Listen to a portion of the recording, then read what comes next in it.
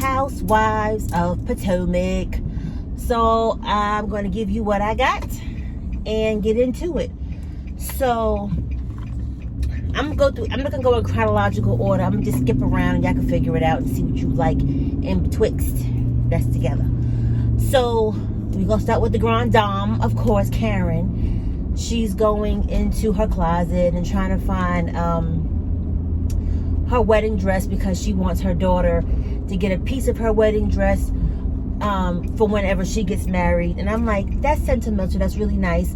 And I know a lot of people do that. They tend to take a piece of it, and whether it's sewing it underneath the dress or on the dress some kind of way, that's what they do. And it's nice, if that's your thing. So her and Ray are talking, and I don't know, Ray, you love Ray. Ray is calm. Ray is the adult of the entire group, and he's just a likable guy. Ray is like a Great Leaks to me.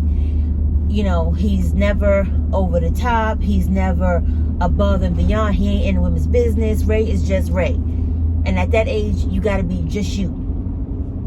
So then we go to Giselle. I'm not the most fashion forward. I'm not like, my house ain't decked out. My house is basic. I put some pieces together, throw a little stuff, you know, here and there, and make it work for me. And that's what Giselle's doing. But Giselle, you have to understand it's not a West Wing. So they showed Giselle's house. Now Giselle's house was a rambler that had a basement. And I believe she just bought this home because it was in the area of Potomac, not because of anything else. Because whatever the hell she paid for that house, I'm sure she could have paid a lot less for something better without renovations. And I will never understand, unless it's a foreclosure and you got at a hell of a deal and you have just the money to just redo the whole place. Like, why would you not just get what you want? But, you know, I'm minding my business. So who comes by? Robin comes by, and she's looking at the house, and the exterior of the house still ain't giving me much. And it's not giving Robin much either, because Robin is like, what in the world? That's exactly what she said. So she comes in, oh, come in, you haven't seen the tour, come get a tour.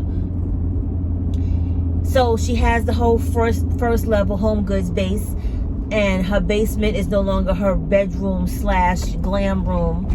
It is fuchsia, Pepto-Bismol, magenta-ish kind of colors going on with her bling. I like bling. I'm a gaudy girl. I'm a New York girl. That's how we do it. But I see Ross and, you know, Target and Home Goods, and they all got good pieces, but just not together. Just together, collectively, it's not a good, but okay. So she takes her to the West Wing. When I hear West Wing, I hear my home is over 4,000 plus square feet, and that's pushing it, and that's minimal. She take her over to the garage. I'm gonna add a picture. This is Giselle's West Wing. I mean, you know, to each their own.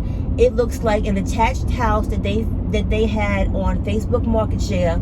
She picked it up, put it onto her house, and made like a little walkway to get there. I mean, if that's the West Wing, that's the West Wing. I got nothing else for her. Now, when you get into the garage / her bedroom and makeup and glam room, it looks nice. She has her bedroom downstairs, and of course she has to point out the Versace. And people kill me with the name brand. Name brand is nice. It doesn't always have to be name brand for it to say I'm a nice piece. So she put this Versace comforter set on. I mean, but okay.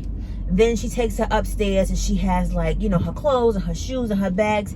It's cute, but it's not enough to say this is a fucking West Wing. It is a garage. Okay, I'm gonna stop saying garage because it's, you know.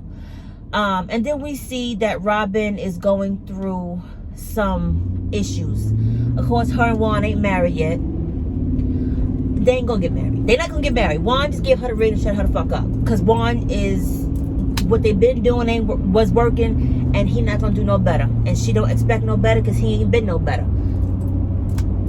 So, they in the house, and Juan was basically saying, Robin, get up. It is like 12 o'clock, and Robin is in the bed.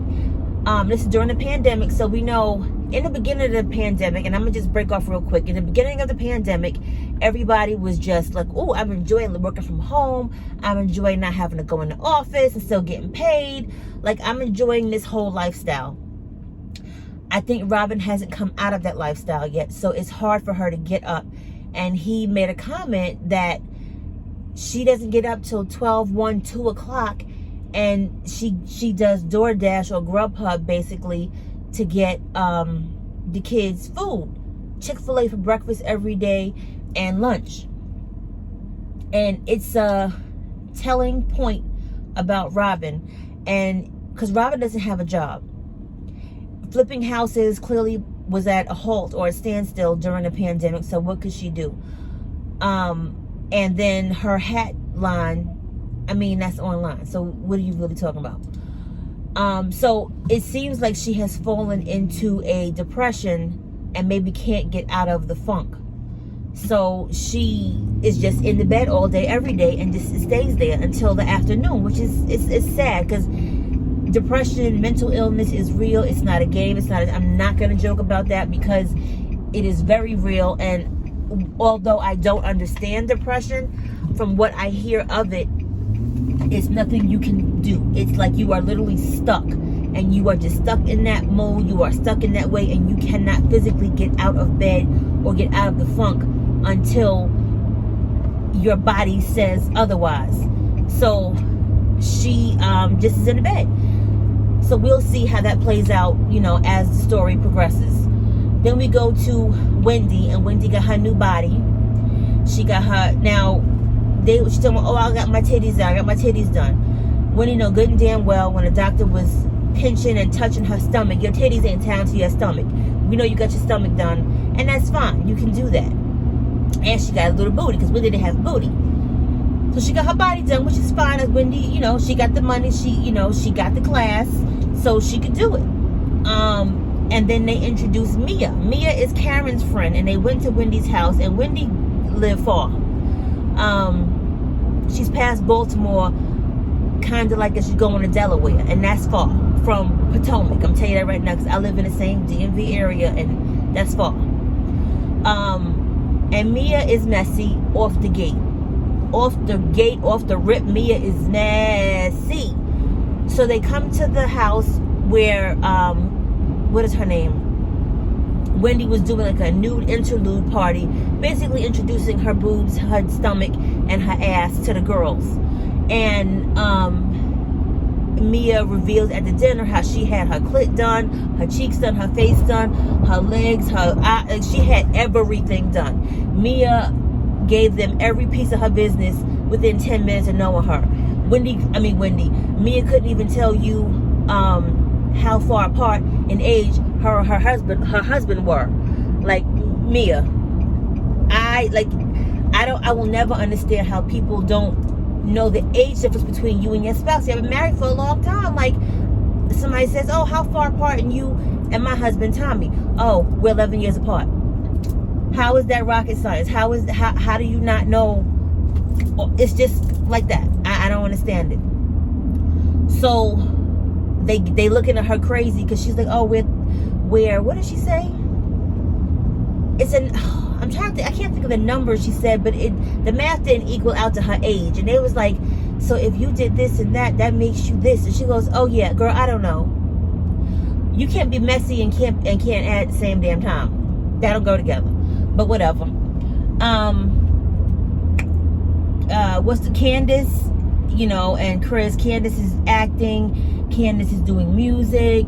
Candace is in her own home, and she has a very nice larger home that Dorothy allegedly don't pay for, and they got on their own. It's a $1.something million house, and I hope they didn't buy this house on the check of Potomac, because we all know that can come and go. And Chris ain't working. He sold the restaurant. So this will be interesting to see how that goes. What else do we have? Ashley and Michael. Ashley just trying to secure the bag. Like, Michael looks like a great father for Dean and his new baby. And he's grown so much. And Ashley's secure in the bag, so she don't have to work for 18, 19 years at least, because Michael don't love her. She's a arm candy. She's a cute piece for his wrist. And that's all I got, because he just does not seem interested in her. And she was saying how she's about to pop any day now. She was 8 months pregnant, and how they haven't had sex. And I'm like, now I know they say you're supposed to have sex toward the end of your pregnancy to help move labor along. Get the fuck off me. Like, I was 8 months pregnant. I was humongous. I didn't feel like doing shit. Get the fuck off me. I'm hot. I'm tired. I'm overweight. I'm still overweight. 19 years later. Whatever. Mind your business.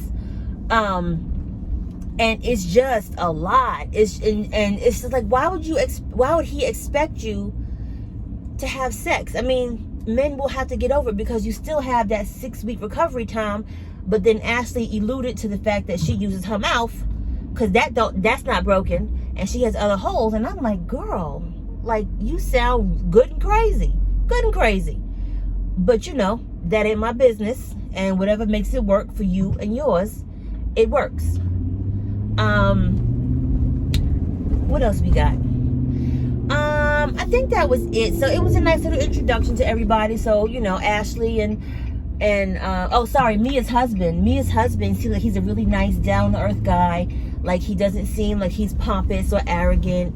He stays in his lane. And so Mia, apparently, there's a lot of places called The Joint Chiropractic, and she's the owner of it. And I'm like, how'd that work? But, you know, your husband is, I think he's 60 something, and she basically said, can I go in here? I don't know. I'm sorry, I'm trying to meet some people for dinner. She basically said she's the owner and her husband stays at home with the kids. So I'm like, okay, that's nice. And she stays with the kids, which, again, whatever works. And I'm happy for them. But let's see what they have to give, what they have to offer, and we will go from there. Thank you for watching. Comment, like, subscribe if you'd like. Talk to you later. Bye.